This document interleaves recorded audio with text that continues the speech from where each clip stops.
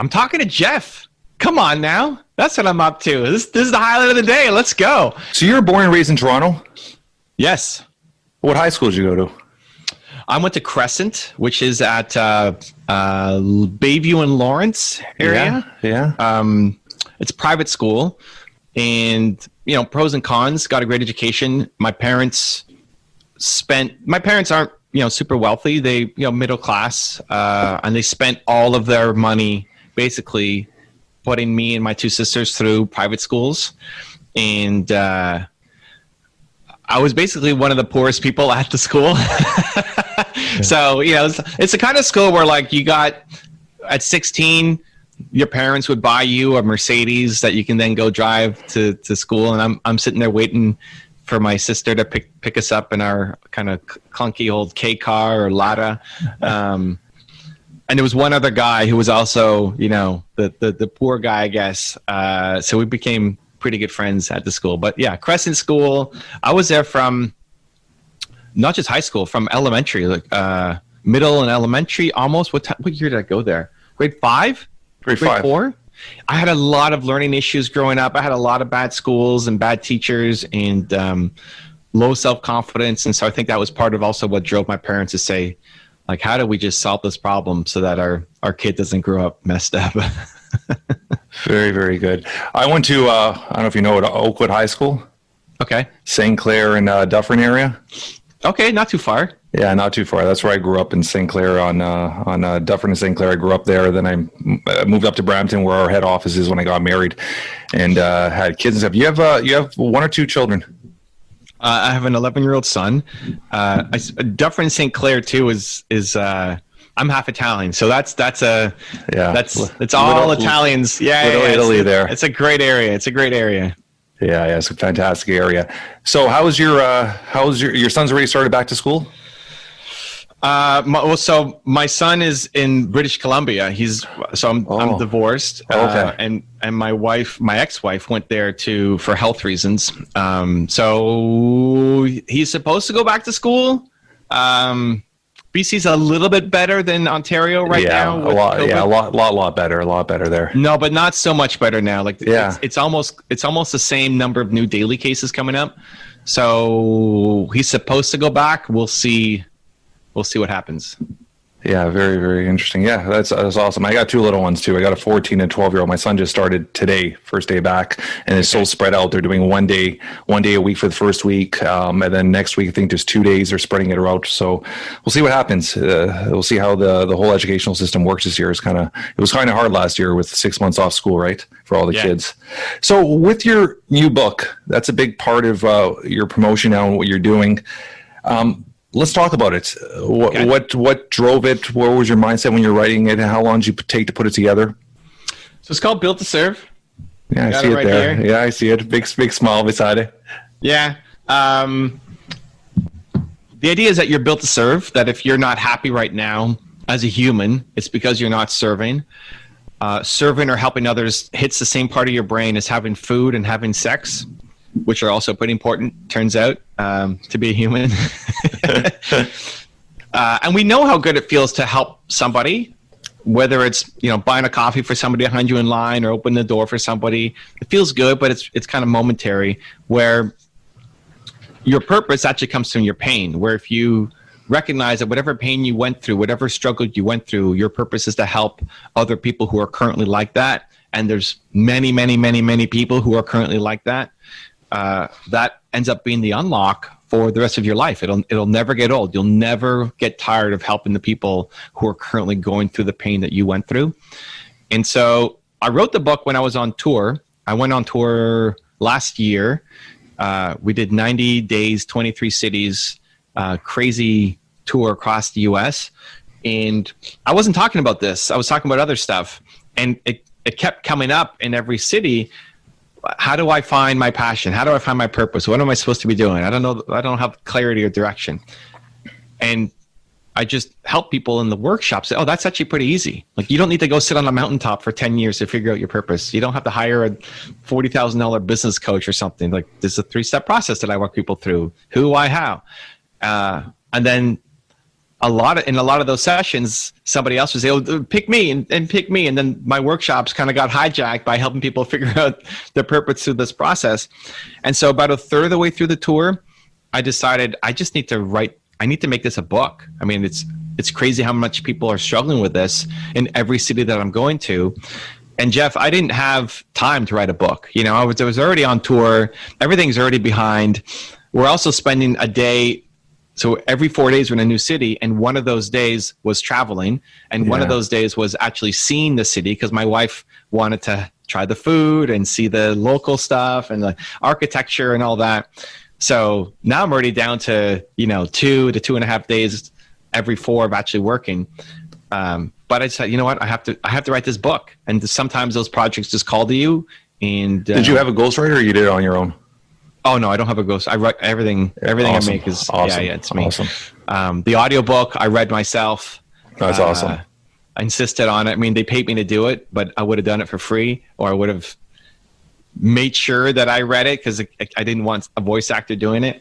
And the last third of the book I actually wrote. It came together very quickly in terms of writing it, but the process of coming up with the content has been years, right? Yeah, of course. Been doing all the work that I've been doing for the past 20 years. I broke my neck 2/3 of the way through my tour. So with a month left of my tour, I'm in Colorado, and I break my neck in 2 spots. How did that happen? I fainted. I like biohacking stuff, but I also have a really weak stomach. Yeah. And so I was researching some biohacking stuff and just passed out. I've never fainted in my life. I passed out. And nothing glamorous, not like you should see the other guy, or I was skydiving or something. I was sitting in a chair reading and passed out. And I hit my head. I hit my head here on the drywall, and then the back of my head I cut open on the baseboard, and broke my neck in 2 spots, and had a concussion and compressed my spine and all this stuff. And how long ago was this? This was March of last year. So still pretty recent. Yeah. So on my wife's birthday. Yeah. March last year. How are you feeling now? Almost there. There's still some little bit of rehab and stuff going. But that was one of the hardest decisions of my life. The most physically painful thing I've ever gone through in my life, for sure. And also, I don't know if you ever had a concussion, but that was my first concussion ever. And not being able to think clearly is not something I'm used to, and was really, really, really hard. Anyway, so I continued on the tour because everybody wanted me to go home, but I wanted to continue on the tour because talking to entrepreneurs, helping them is my purpose, and that's healing for me. Yeah. I would much rather be in a hotel room, banquet hall, whatever, in Minnesota with 3 pillows behind me and an ice pack on me for 4 hours while I sit at the front of the room talking. I'd much rather do that than just be at home lying in bed. Like this was healing for me. And I wrote the last part of the book when we were going to New York. From Toronto to New York is about an 8.5 hour, 9 hour drive. Yeah. And I had a meeting there, and I wasn't allowed to fly because of my broken neck, the pressure up and down. They didn't clear me to fly. So we had to drive there for a meeting.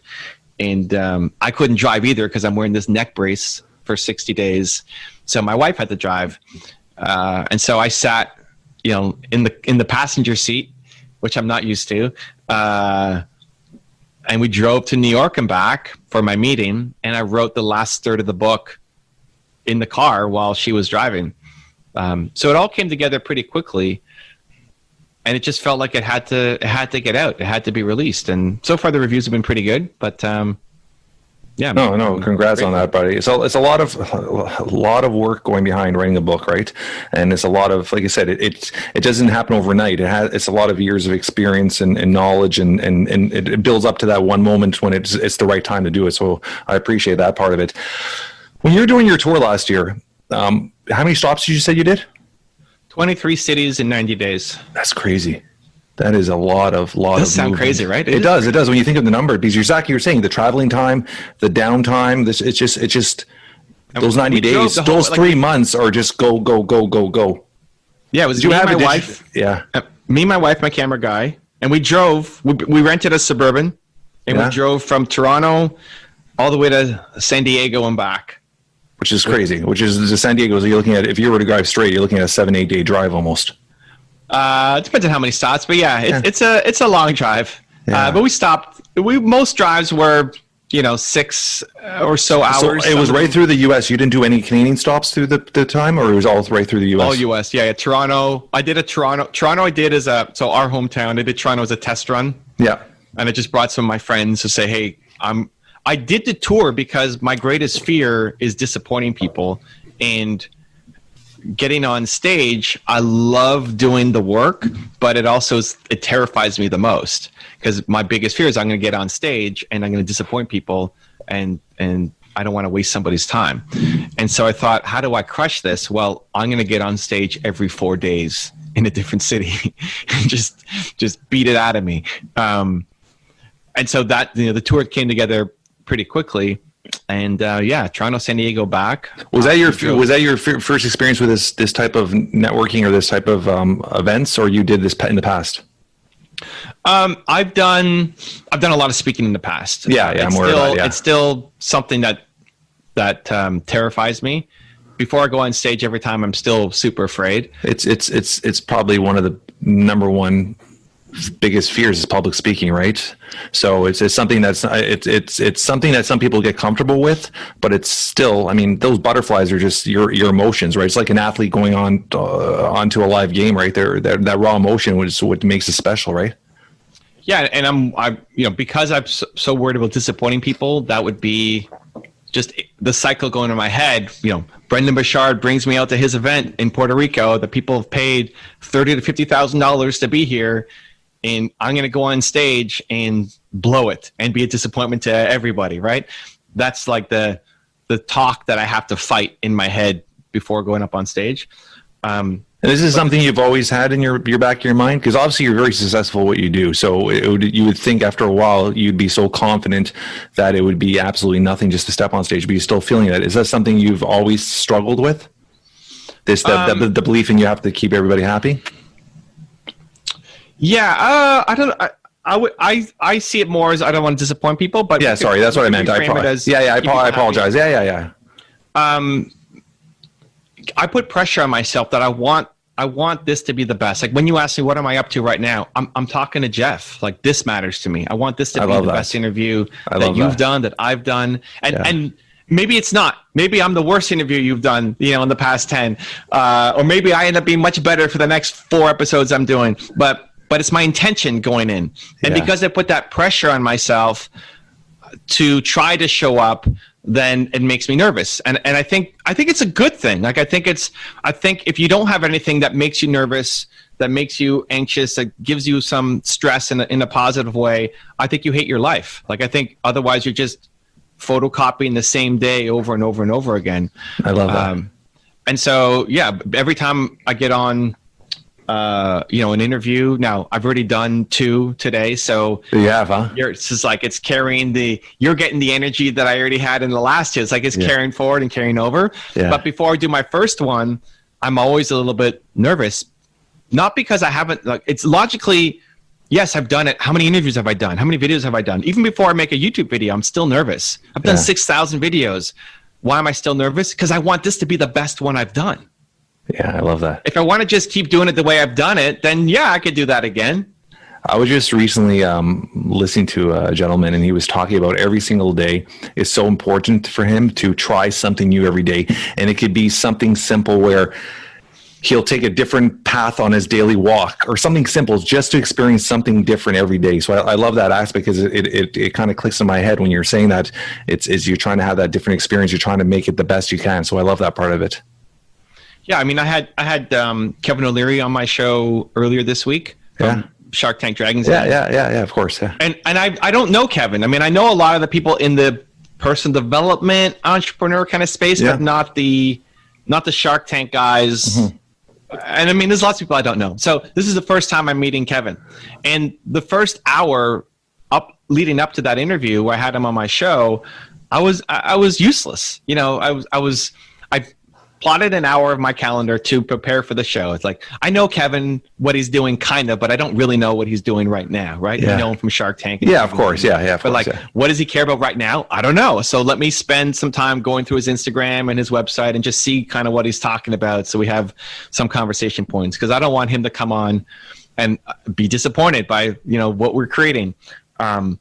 Now, logically, I could say, well, Kevin's a pro. How many interviews has he done? Like, he could just carry the show by himself. Yeah. I've already had Tony Robbins on and Gary Vee on and all these guys, so why am I so worried? But it's still the emotional side of things, and that it took me maybe 15 minutes to actually prep for the interview, just to get to the point, like, okay, I know what we're going to talk about. And then the rest of the 45 minutes leading up to it was just basically wasted time. You know, I couldn't really do anything that required focus because I was still just nervous about. I'm laughing now because what you're saying was me today. Yeah, and it's crazy because I've this whole podcast world, this whole self-building a brand of myself just started. That journey just started about 6 months ago. I've been a successful entrepreneur for 24 years. I've done well for myself and with numerous companies, and this is a different venture for myself. So every time I bring somebody on, I had David, very similar. A couple weeks ago, we had David Meltzer on, and it's the exact same thing. So when you get somebody of a certain stature like yourself, the 15 minutes, and usually when I podcast with most people, I'm going to be honest with you, I don't research anybody. And because I like having a raw conversation, I just like them talking. And then I just pick and nick with certain stuff. Sometimes it's bad because I'll get into core questions like, hey, your son, oh, he's not with us right now. So I'll catch myself, but I like having raw conversations with people. But for yourself, for some reason, I was like, you know what, I gotta research a bit more. So I did a little 15 minutes research, and then about 45 minutes, like, okay, let's go, wait for the time to come. So it's that almost excitement, which is fun, right? I enjoy it. And that's the reason I started this podcast is I've done 60 something interviews in the 6 months, and it's the amount of entrepreneurs I've met and networking and learning. I'm always learning. I love learning everything. I'm a strong believer in the day you die is the day you stop learning. So every time I try to take a little something from each interview and take it towards myself and incorporate it into my lifestyle. So I appreciate everything you're saying because it hit right home when you're saying that with that little nerves and that excitement, right? I think it's great. I think it's healthy. Like, I think it can be debilitating. I think, you know, Evan from 10 years ago might have stressed out for a week before Kevin O'Leary coming on. Evan from 15 years ago probably would have found the reason not to do the show with Kevin O'Leary, right? I would have found that, oh, I'm too busy, really, because I'm just afraid that it's not going to go well, so find an excuse out. But, you know, an hour before, I think it's good. I think if you look at your calendar, look at the week ahead, look at the month ahead, and there's nothing in there that makes your heart beat a little bit faster, I think you hate your life. Like, I think you have to have some of those things in your calendar, otherwise you hate your life. No, I love that part. There's one thing I don't know if you had a chance to take a look at it, but I threw you a message. I know you're crazy busy with your social media. I threw a message to you. You had done a post saying, and it's something you hashtag strongly, and most of your posts is hashtag believe. And you've done a post, and I think you did an interview and said hashtag believe in yourself. And that's something. My son was born 12 years ago. We went through 4 months of sick kids. He was diagnosed with CP, and he became my purpose. And he was originally supposed to be in a wheelchair, and I got him out of a wheelchair. He was in AFOs. I got him out of AFOs. He's my purpose, and now he's getting ready to run his first little marathon at 12 years old. Nice, dude. And he's became my purpose. Sorry, what's CP? Cerebral palsy. Oh, cerebral palsy. Okay, great. Yeah. So, and we've shattered every barrier. Like, if you take a second look at my post, you'll see this kid. He's 12-year-old, jacked, works out every day, plays baseball. And I've kind of broken that barrier because he became my purpose. I had a drive to get him. And that also it actually helped my companies as well, because it focused me to focus on passive income. And I started getting into a lot of vacation rentals. Like, I got properties up in Blue Mountain, Muskoka. So I started doing a lot of different ventures. And one thing I've always said to him is you're gonna be picked on. There's kids are gonna be mean to you because you have AFOs, you have braces, and it's on your legs and stuff like that. And this is now he's out of them. But I always said to him, you gotta. And it was one thing I instilled from day one is believe in yourself. And I got signs made for him and my daughter, and they're outside their bedroom, right on top of their door. It says in wood, a huge sign that says "Believe in yourself." So every time they go to bed every night, they look at that sign, and I try to instill them. So when I saw that, it hit close to home when you said that, which I appreciate as very, very much. It's a huge thing. I think a lot of parents have to instill in their children is that constant drive of believing in yourself. So that was a big thing when I saw that. I was like, I gotta get this guy on my show, right? Cool. I mean, my parents used to always. They're on my wall behind me. So this is a picture here where I'm 8 or 9 years old in this picture, so maybe a little bit younger than your guy now. But and my parents here, and they would always tell me that you're Evan Kashili Carmichael. You can do anything that you believe that you can, and that's a message that is still kind of.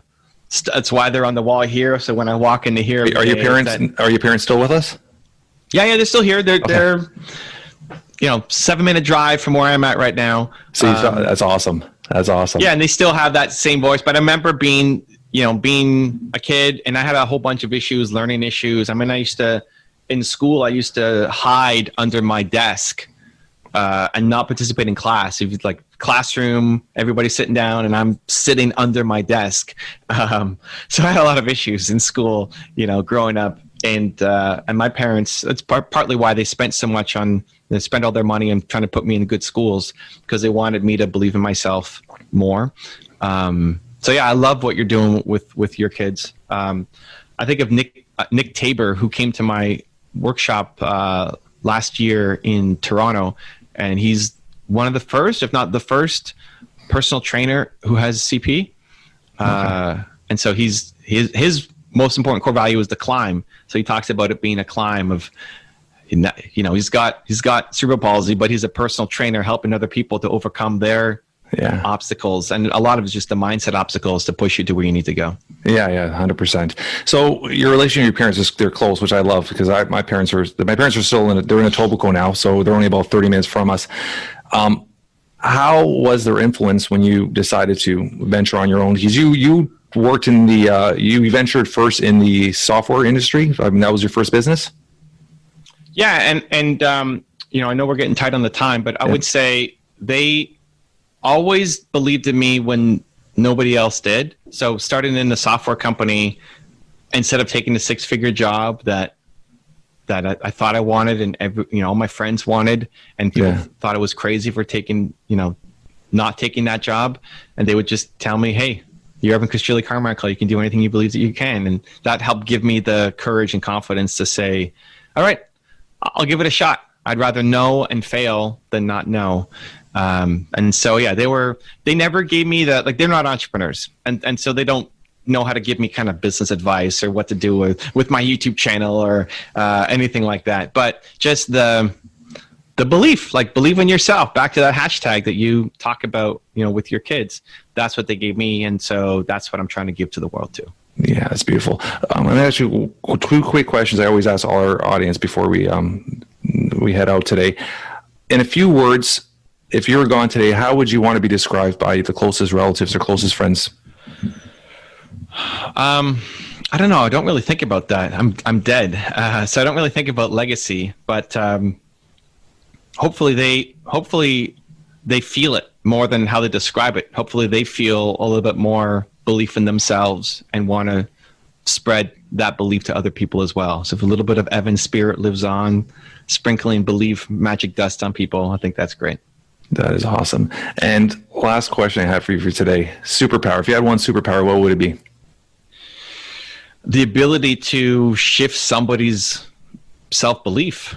But I think you're doing that already. I'm trying, but I'm nowhere close, man. I think lack of belief is the world's biggest problem. Yeah, I think 1,000% agree. People have got all the people on your wall are great. I am Ali. I love it. Everybody could be Ali at something.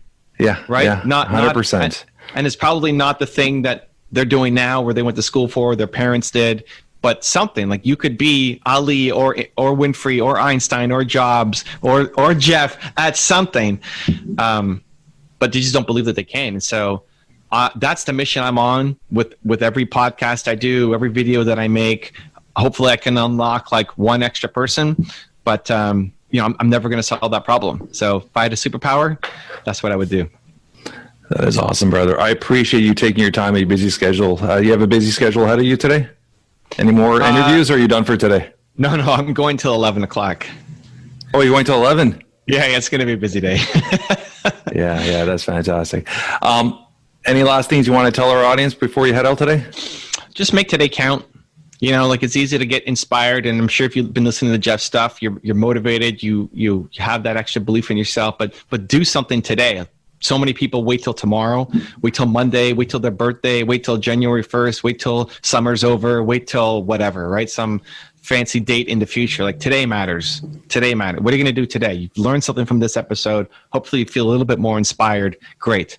Before you go to bed tonight, what can you do to make yourself proud of the day that was? I love it, brother. Thank you very much. If you want to see another awesome interview I did, check the video right there next to me. I think you'll enjoy it. Continue to believe, and I'll see you there.